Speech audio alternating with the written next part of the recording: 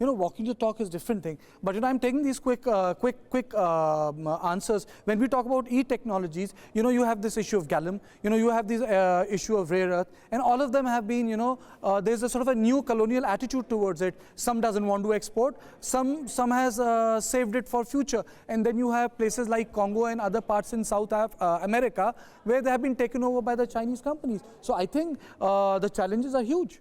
Yeah, definitely challenges are huge. And once we are talking about Vasudhaiva Kutumbakam, in fact, we are trying to address that challenge. Which country has started it? Of course, China, with its rare earth material monopoly. But it did not realize that some of these materials are available outside, and alternative materials will also be sought for human growth, for general global growth.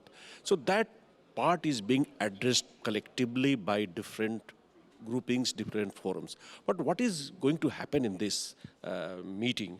So we are aware of this problem, and India in fact has been in the forefront about meeting such challenges, and in different platforms it has been articulating quite well about it. Because Prime Minister has been talking about it. Prime Minister has been saying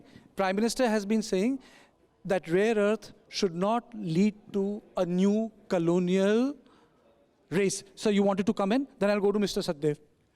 No, you were mentioning about the multiple centers of production. Yes. How they started, as very briefly, they were all part of the integration of the world economy, etc., until, as Ambassador Sajjanar also pointed out, we realized that how it was creating problems and monopolies and etc.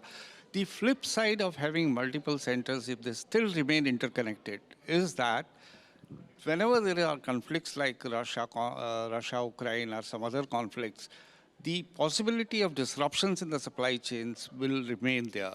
So unless we... Are you saying they're not going to go?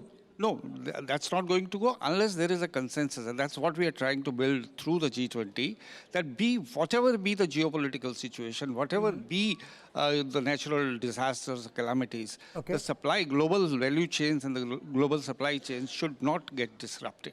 That's the mood. Okay. Mr. Sajdev, are you around? Okay. So my question to you is, do you think that by calling many countries, including those in West Asia, critics are saying it's become a bit of a crowd, but a lot of people are saying that that's the stamp of the Prime Minister's reformulated, re-energized West Asian politics. We are part of the Quad. We have different relationship with Saudi Arabia. We have broken the ice between the so-called MBS and MBZ. We have decoupled Palestine and Israel. Do you think that G20 is also reflecting that, sir? Yes, it is. I think the emphasis that India has brought on the table is inclusiveness. Here I would like to specially mention that MBS is going to pay a bilateral visit.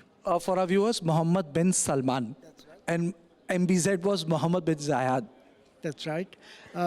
Since you mentioned them, decoupling them, so I thought I could take on from there. He's going to pay a bilateral visit after the G20 summit. Very important. And that is going to be extremely important to watch, because such a bilateral summit was programmed last year, but due to scheduling difficulties, it didn't happen.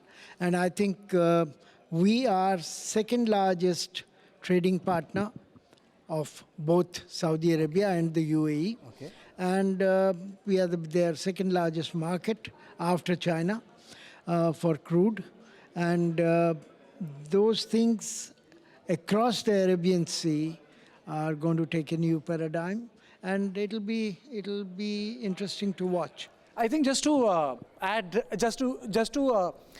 to this, just for the people to understand, when Trump became the president of the United States, the first trip, if I'm not wrong, correct me, on air, I think he went to Riyadh, and then, he danced with the swords and all that. So that's the importance when we talk about Saudi Arabia and the global politics.